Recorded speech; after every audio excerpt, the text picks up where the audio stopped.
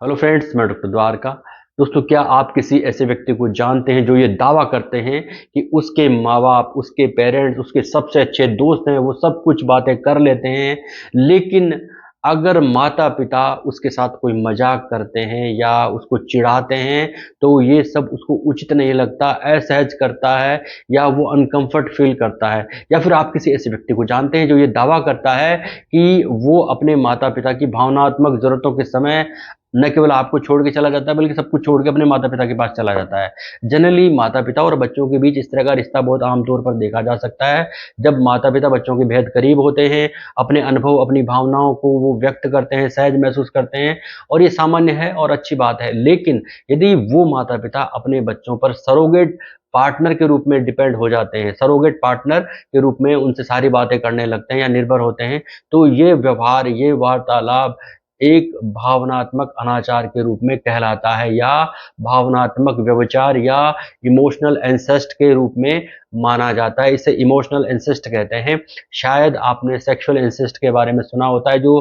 खास रिलेशंस में होता है, बहुत बार ब्लड रिलेशंस के बीच में होता है। लेकिन भावनात्मक इंसेस्ट भी बहुत ही करीबी रिश्तों में या खून के रिश्तों में देखा जाता है। इसको हम कुछ एग्जाम्पल से समझाएंगे कि भावनात्मक अनाचार या इमोशनल इंसिस्ट में किस तरह होता है। दोस्तों, क्या आप अपने बच्चों के भावनात्मक समर्थन की इच्छा एक माता पिता की तरह रखते हैं या एक वयस्क साथी की तरह रखते हैं या एक रोमांटिक साथी की तरह से रखते हैं? ये आप अपने आप से जज करिए। क्या आप और आपके बच्चों के बीच हेल्दी इमोशनल लिमिटेशन है या नहीं है? यदि ये दोनों बातें नहीं है तो ये जो वार्तालाप आप जो करते हैं या अपने बच्चों से जो एक्सपेक्ट करते हैं, ये एक तरह का भावनात्मक अनाचार है जो अक्सर अनदेखा कर दिया जाता है। ये एक बहुत ही कॉम्प्लिकेटेड, जटिल पारिवारिक पहलू है। जब एक माता पिता अपने बच्चों से इमोशनल इंटीमेसी चाहते हैं, जैसे एक रोमांटिक साथी से वो चाहते हैं या एक वयस्क साथी से चाहते हैं, वैसी इमोशनल इंटीमेसी अपने बच्चों से चाहने लगते हैं, तो इसे इमोशनल इंसेस्ट कहा जाता है। प्रसिद्ध समाज मनोवैज्ञानिक प्रोफेसर डगलस के अनुसार इमोशनल इंसेस्ट तब होता है जब एक माता पिता अपने बच्चों से रोमांटिक साथी की तरह व्यवहार करने लगता है, वैसे ही बातें करने लगता है, उसी अंदाज में बातें करने लगता है, तो ये इमोशनल इंसेस्ट कहलाता है। इस तरह के भावनात्मक अनाचार में शारीरिक शोषण नहीं होता या सेक्सुअल इंसेस्ट नहीं होता, लेकिन फिर भी ये जो बातें हैं, ये जो वार्तालाप है, ये बच्चों के लिए उपयुक्त नहीं है, उचित नहीं है, क्योंकि ऐसे भावनात्मक अनाचार की फीलिंग उन बच्चों को ठीक वैसे ही आती है जैसे सेक्सुअल इंसेस्ट के समय आती है। तो जब कोई माता पिता इस तरह के गुप्त अनाचार में लिप्त होता है तो माता पिता और बच्चों के बीच की इस लिमिटेशन टूटने लगती है और इस स्थिति को एनमेंसमेंट के रूप में जाना जाता है। तो बहुत बार माता पिता अपनी भावनाओं को व्यक्त करते हैं, लेकिन कुछ विषय ऐसे होते हैं जो माता पिता को अपने बच्चों के साथ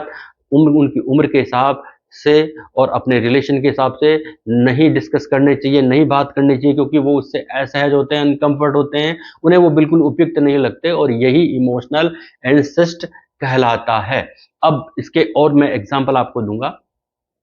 जैसे जब कोई माता पिता अपने बच्चों के साथ अपने रोमांटिक रिश्तों के बारे में बहुत ही विस्तार से बात करे, गंभीरता से बात करे, या जब कोई माता पिता अपने बच्चों के साथ वैवाहिक रिश्तों के बारे में या अपने पर्सनल संबंधों के बारे में या वैवाहिक समस्याओं के बारे में बहुत ही गहनता से, विस्तार के साथ, डिटेल में बात करने लगे, या जब कोई माता पिता बच्चों की भावनात्मक जरूरतों का ध्यान नहीं रखे, यानी शादी उनकी करनी है, शादी या अपनी दोस्ती में दिमाग लगा रहे हैं, उनकी ज़रूरतों में दिमाग नहीं लगाते, या जब किसी बच्चे की आयु के अनुरूप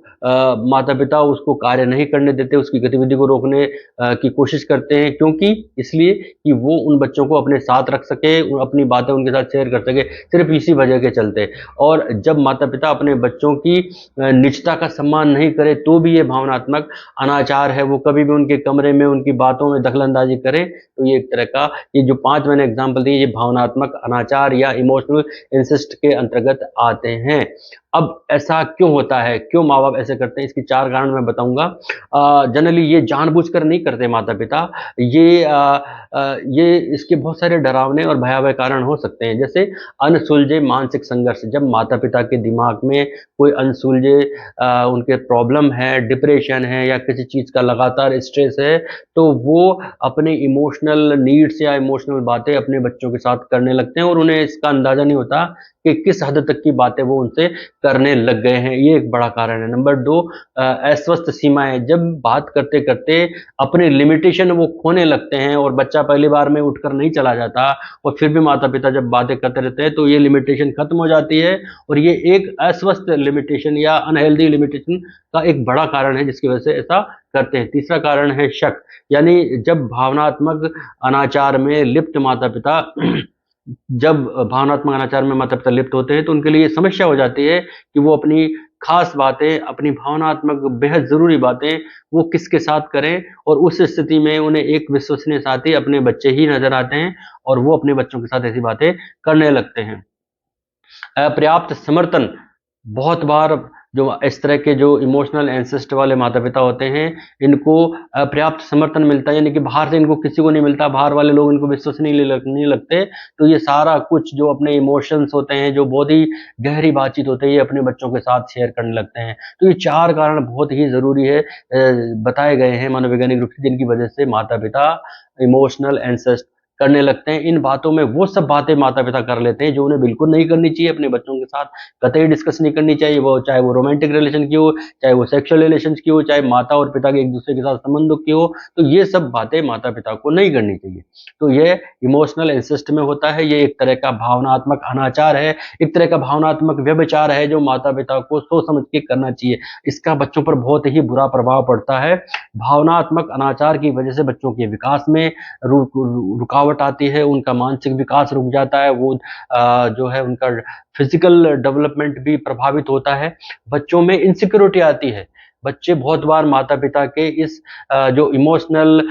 जो सपोर्ट जो उनको नहीं मिल रहा है उसके लिए खुद को जिम्मेदार मानते हैं और उनमें अपराध बोध की स्थिति आती है, उनको अपने आप में इनसिक्योरिटी आती है, अपराध बोध की आती है, उनमें सेल्फ रेस्पेक्ट कम होने लगता है, और जब सेल्फ रेस्पेक्ट कम होता है तो उनमें सेल्फ कॉन्फिडेंस भी कम होने लगता है, उनमें चिंता और डिप्रेशन बढ़ने लगता है और वो बहुत सारी मानसिक समस्याओं का शिकार होने लगते हैं। उनको निर्णय लेने में भी वो असमर्थ हो जाते हैं, यानी कि उनकी डिसीजन मेकिंग प्रभावित होती है। तो ये खास कारण है। अब इसके उपचार की बात की जाए तो ऐसी स्थिति में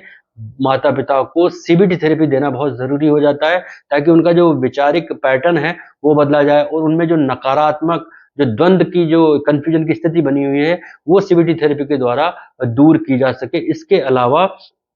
ऐसे माँ बापों को अपनी सीमाओं का ध्यान रखना चाहिए, पेरेंट्स को अपनी सीमाओं का, लिमिटेशन का ध्यान रखना चाहिए, और जब भी उन्हें ऐसी आवश्यकता लगे तो वो अपने आप अपने या तो हस्बैंड वाइफ के साथ करे, वाइफ हस्बैंड के साथ करे, या फिर कोई एक ऐसा व्यक्ति, जरूर हर एक व्यक्ति के जीवन में होता है जिसके साथ वो अपनी सारी बातें कर सकते हैं। इस तरह करके वो अपने आप को इस इमोशनल एंसेस्ट से यानी भावनात्मक अनाचार से बचा सकते हैं। ये बहुत ही जरूरी टॉपिक था। जनरली आजकल ऐसा बढ़ता जा रहा है चलन कि बच्चों के साथ माँ बाप बहुत सारी बातें डिस्कस कर लेते हैं, इससे वो मॉडर्नाइजेशन का चोला उठा देते हैं, लेकिन ये ऐसा नहीं है। इसकी वजह से कुछ देर बाद, कुछ समय बाद, जब लगातार आप महीने 2 महीने बाद माता पिता बच्चों से ऐसी बातें करते हैं तो उनका जो नेगेटिव इम्पैक्ट है वो बच्चों में दिखना शुरू होने लगता है और बच्चे इनसिक्योर होने लगते हैं, बच्चे माँ बाप के प्रति बहुत ही संशय की स्थिति में आ जाते हैं, खुद भी असहज रहते हैं और इस कार्य को उचित नहीं मानते। लेकिन वो एक रिलेशन है माँ बाप और बच्चों का, जिसकी वजह से वो सुनने को मजबूर हो जाते हैं, और इसका परिणाम ये होता है कि जब बच्चे अपने मैरिड लाइफ में आते हैं तो वो भी अपने बच्चों के साथ इसी तरह का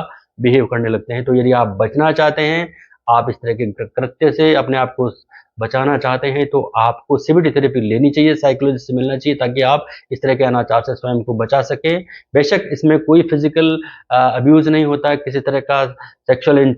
जो है अनाचार नहीं होता है, लेकिन फिर भी इसकी फीलिंग वही रहती है, इसलिए आप अपने आप को बचाइए। मेरा ये वीडियो आपको कैसा लगा, कितना ज़रूरी लगा, इसका क्या इम्पैक्ट है, क्या आपके जीवन में भी ऐसी स्थिति है, तो आप मुझे कमेंट करके बता सकते हैं। धन्यवाद, नमस्कार।